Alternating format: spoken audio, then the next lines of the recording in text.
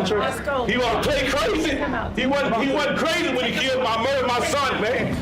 He wasn't crazy then, but he crazy now. All of a sudden he crazy now. You want to lay in a mental hospital? You don't murder my son, man, for nothing. When he was trying to get away from you, you was trying to get away from you, man. And you kept shooting him while his back was under the truck. You kept shooting him, man. You kept shooting him.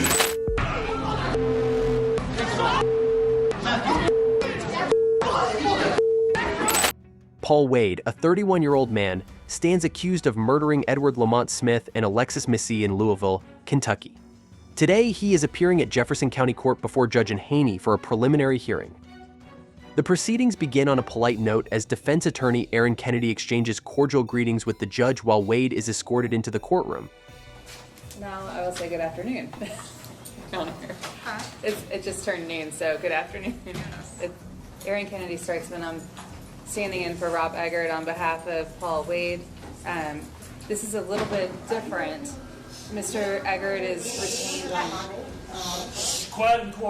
However, as Starsman introduces her client, a disturbance begins to build in the gallery. The crowd grows restless, prompting a loud shush from the sheriff's deputy. At the center of the mounting disruption is a woman seated behind the front row at the far right end of the bench. Sensing the escalating unease, the court officers take no chances. A second deputy leaves his post near the judge's bench to approach the woman and issue her a stern warning.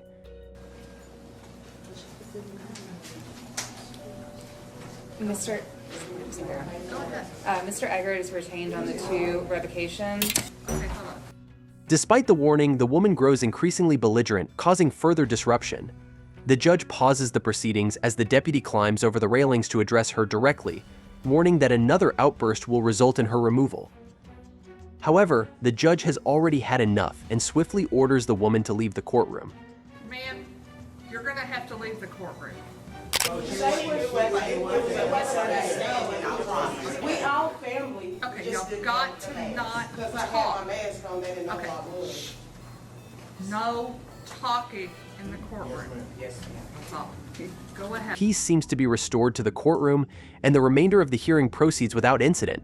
However, as Wade is being let out at the end, chaos erupts, disrupting the proceedings entirely.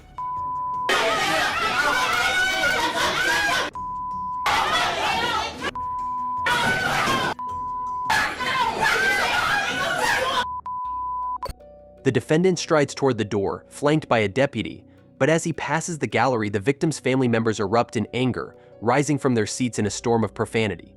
Chaos ensues as the second deputy rushes toward the gallery, attempting to contain the situation. As tensions escalate, the deputy scales the gate to hold back the enraged crowd swarming around Wade.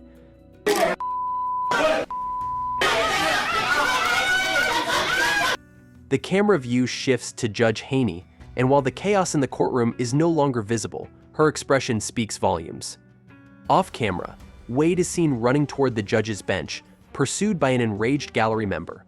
As Wade escapes through a door to the side of the bench, his pursuer leaps onto the bench and jumps past Judge Haney. Remarkably, despite the pandemonium, Judge Haney remains composed, keeping her seat throughout the ordeal.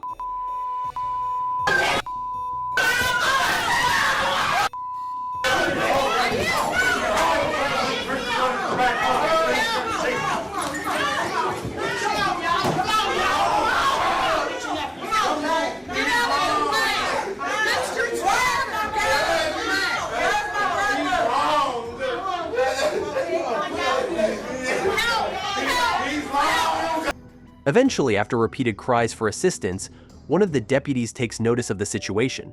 The judge, maintaining her composure, motions toward the door to indicate that Wade has fled the courtroom.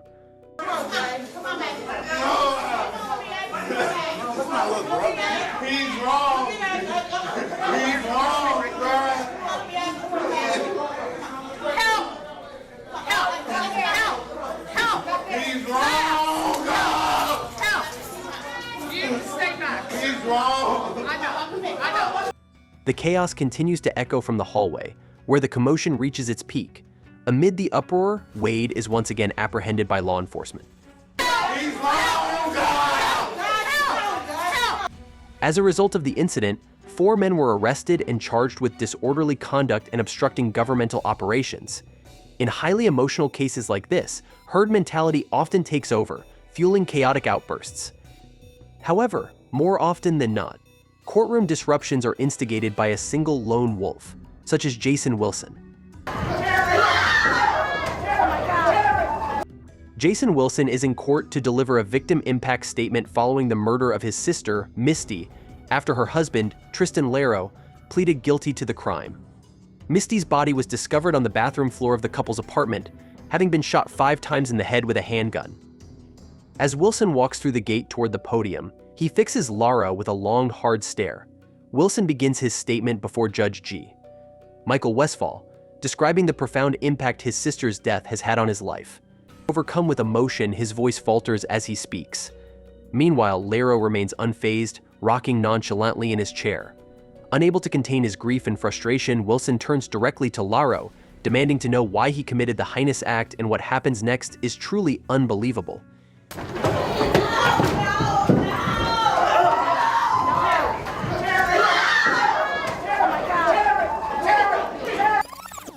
As deputies rush to push Wilson back, Laro suddenly moves as though he's preparing to retaliate. A deputy swiftly intervenes, jumping in from behind, wrapping his arms around Laro, and pulling him backwards to the ground.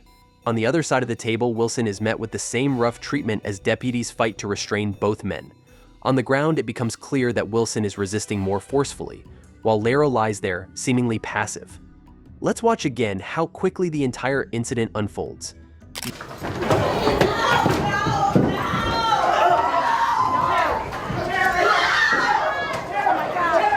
Wilson is eventually subdued and handcuffed.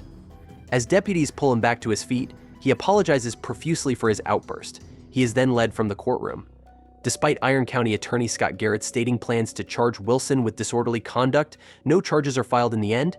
Tristan Laro is sentenced to 15 years to life for the murder of Misty. Lashing out at the defendant in retaliation for the murder of a loved one is one of the most common causes of physical altercations in the courtroom. However, on rare occasions, the aggressors end up protesting in favor of the defendant, as seen in the case of Judge Tracie Hunter.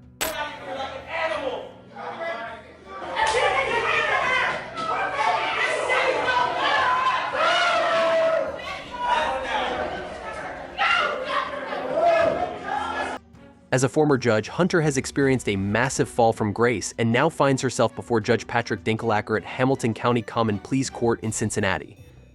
She was originally convicted of charges related to abuse of power after leaking confidential documents to her brother, allowing him to keep his job as a corrections officer. She was sentenced to 6 months in jail, but with her extensive knowledge of the legal system, Hunter managed to drag the appeals process out for an astonishing 6 years, staying free while pursuing her case through the courts. However, she has now exhausted all avenues of appeal and is in court today to determine whether the 6-month sentence will finally be imposed. Unlike most defendants, Hunter has developed a cult following, with many reporters believing her conviction to be politically motivated. Crowds of supporters have gathered both inside and outside the courtroom, and tensions are running high. Unfortunately for Hunter, her luck has run out as Judge Dinklelacker orders that she serve the entire sentence, setting in motion an extraordinary chain of events. 1, you pay the cost of these proceedings. Number 2, you are to not violate any laws. Number 3, you are to do 6 months in the Hamilton County Justice Center, credit 1 day. Mr. or Ms. Deputy can take her away. As the former judge stands, a collective outcry erupts from the gallery. Her supporters begin shouting in protest, voicing their discontent over the ruling.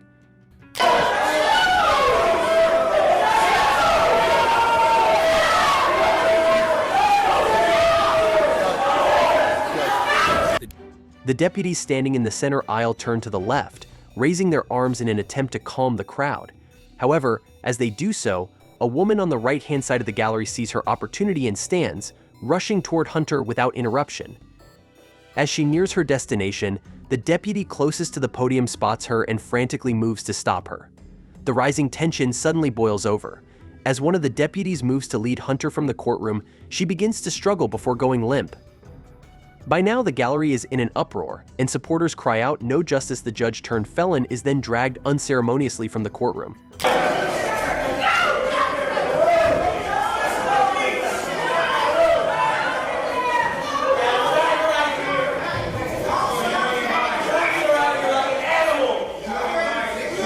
The woman who attempted to approach Hunter is handcuffed and led out of the courtroom by officers.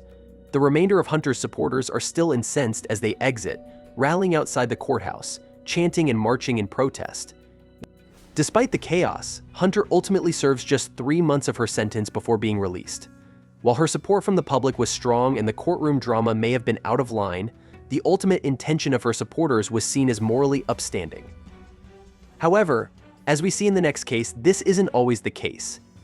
At the Marion County Judicial Center in Florida, Travis Davis has just been found guilty of first-degree murder, alongside co-defendants Brandon Banks, Kelvin Grimmage, and Kella Richardson.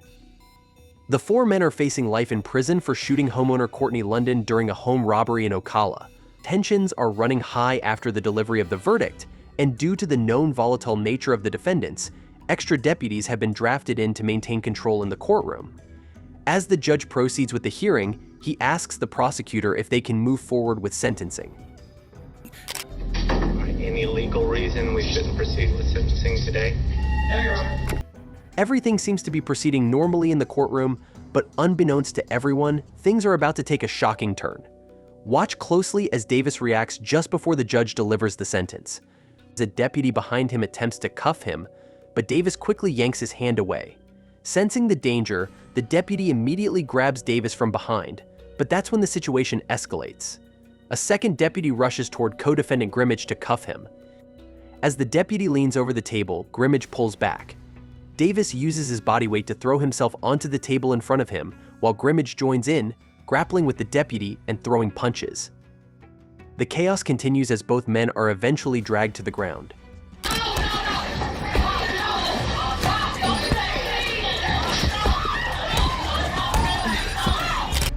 Meanwhile, Davis is wrestled to the ground but manages to get back up, swinging his fists wildly as he lashes out at the deputies and even at his own defense attorney, who eventually escapes around the side of the table.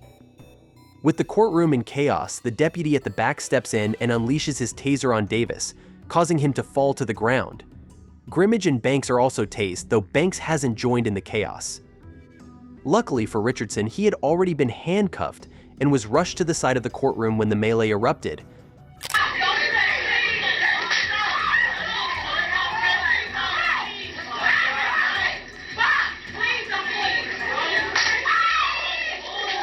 The public in the gallery are up in arms, shouting and reacting to the chaos unfolding in the courtroom. A deputy orders them to leave, but many are reluctant to go, clearly upset by the violent disruption. The tension in the courtroom escalates as the deputies work to restore order and remove the unruly onlookers. The room is eventually cleared, and the deputies regain control, bringing Davis and Grimmage into the center of the courtroom.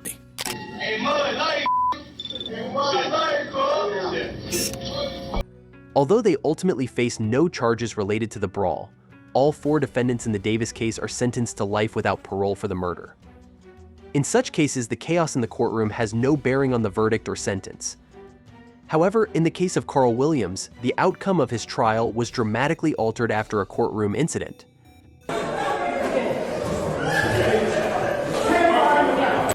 Williams is on trial in DeKalb County for shooting and killing his girlfriend, Donana Jackson. He claims the gun went off accidentally while he was showing it to her. In the courtroom, after closing arguments, the jury exits and Williams stays behind to speak with his lawyer. The mood is calm until suddenly, a person from the public gallery rushes up to the defense table and attacks Williams. A brawl ensues, with fists flying as family members of Donana Jackson join in, swarming Williams. His defense attorney is caught in the chaos, pushed and pulled. Deputies rush in to separate the groups, arresting the individual who instigated the incident. Despite the warning, the woman grows increasingly belligerent, causing further disruption. The judge pauses the proceedings as the deputy climbs over the railings to address her directly, warning that another outburst will result in her removal. However, the judge has already had enough and swiftly orders the woman to leave the courtroom.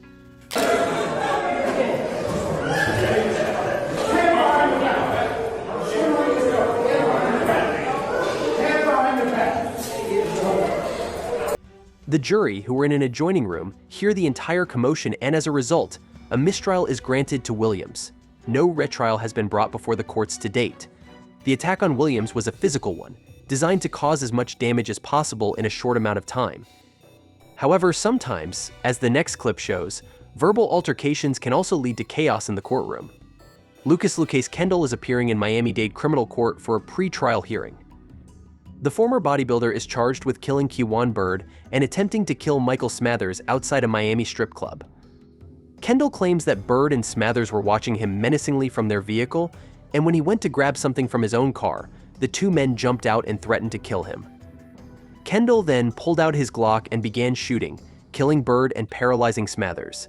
It was later revealed that neither man was armed, and Smathers denied that any words were spoken to Kendall. Kendall, who has been diagnosed with several mental disorders, is in court to determine his competency to stand trial. Bird's family and friends are present, including his father, Donald.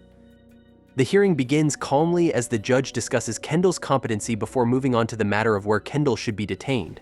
And then the issue is that you want him housed where? At the same facility he's been housed. In order to prevent him from decompensating? Yes, Your Honor. He eventually decompensated to the point where he was sitting in a fetal position, naked, not eating, and not interacting with any human being. While undergoing psychiatric evaluation and treatment, Kendall was moved from jail to a mental hospital. His attorney is now arguing that he should be returned to the hospital instead of being sent back to jail. Meanwhile, in the public gallery, Donald Bird, the father of Kewan Bird, is growing increasingly angry with the ongoing discussion. His emotions are building up, and it's all about to boil over as he loses control. He need to go to prison, man. Come on, sir. Let's go. He want to play crazy. He wasn't crazy when he killed my son, man. He wasn't crazy then, but he crazy now. Take him out. All of a sudden he crazy now. You want to lay in a mental hospital? Take him out. You done murdered my son, man, for nothing. When he was trying to get away from you, you was trying to get away from you, man. And you kept shooting him while his back was under the truck. You kept shooting him, man. You kept shooting him in his back. His back was turned to you, man. He was trying to get away from you, and you murdered him, man, like that. You murdered him, man, like that. The situation with Kevin Lyons escalates quickly after his handcuffs are placed in front of him instead of behind, a decision that turns dangerous. As he exits the holding cell, the male officer initially has control, but Lyons spins around, pulling both officers to the ground. Despite the officer's best efforts to subdue him, Lyons displays impressive strength, even kicking the female officer in the head, knocking her to the floor. He then manages to slip his handcuffs off, using them to choke the male officer, creating a perilous situation. The female officer, using a baton to try to stop him, is unsuccessful at first. After a tense struggle, the officers finally manage to subdue Lyons and pin him to the ground with the arrival of a third officer for backup. The officers, ensuring that they take no chances after the intense struggle, work together to securely restrain Lyons. Despite the chaotic situation, Lyons remains calm and even engages in casual conversation with them, discussing his history of violence as they continue to secure his hands. His demeanor suggests that he is accustomed to such interactions, showing little concern for the severity of the situation. After the officers are sure that Lyons is no longer a threat, they manage to bring him to his feet. However, Lyons refuses to back down and continues to resist. He starts making unsubstantiated claims, alleging that the officer started it by jumping on him. Despite his attempts to shift the blame, the officers remain calm and continue to control the situation, ensuring his compliance as they move forward. You see my record? No, I haven't. Well, I hope you don't see it. After being returned to his cell, Lyons continues to complain, insisting that he is the victim of the situation. However, thanks to the surveillance camera that recorded the entire incident, his claims hold no weight. Okay. You know what I mean? Yeah. He's crooked as That's what it is. Okay. That's messed up. So, I didn't do to him. He wants to grab me on wrist and start muting me, recording. Yeah, the camera thing gonna cash in. The male officer involved in the altercation sustains lacerations to his face and ear due to Lyons' violent actions. As a result, Lyons' simple DUI charge is escalated to 2 counts of aggravated assault against a corrections officer, leading to an 18-month sentence at Douglas State Prison. In some cases, however, the frustration and anger extend beyond the convict and toward the victims' families. One example of this is David Chavez, where his loved one's anger at his incarceration leads to outbursts directed at the victim's family. And there you have it, some of the most intense and chaotic moments from courtrooms where tempers flared and situations spiraled out of control.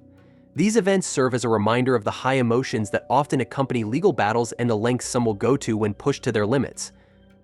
Whether it's a violent outburst or an emotional breakdown, these incidents highlight just how unpredictable courtrooms can be. Thanks for watching, and stay tuned for more stories from the heart of the justice system.